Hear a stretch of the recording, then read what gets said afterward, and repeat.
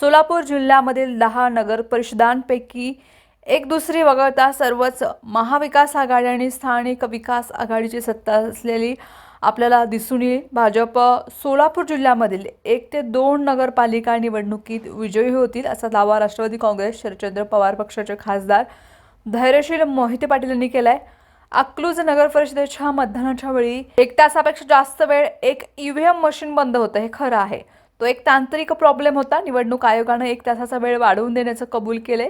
अशा तांत्रिक गोष्टी घडत असताना त्याच्या गांभीर्यानं त्या घ्यायच्या नसतात असंही मोहिते पाटील यांनी नमूद केले.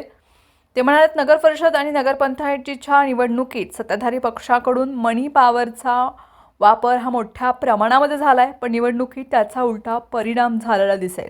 पैसे वाटपाचा आणि आमच्यावर कोणताही परिणाम होणार नाही, मी भाषणातच सांगून टाकलंय.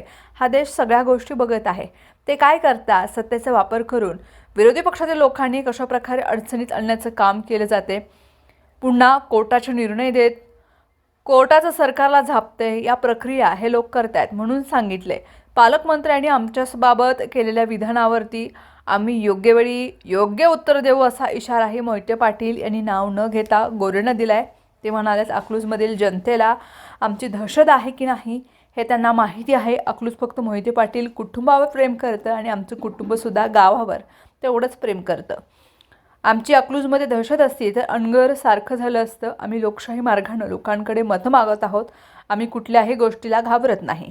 अनगरमधील उज्ज्वला थिटे यांना न्याय मिळाला पाहिजे.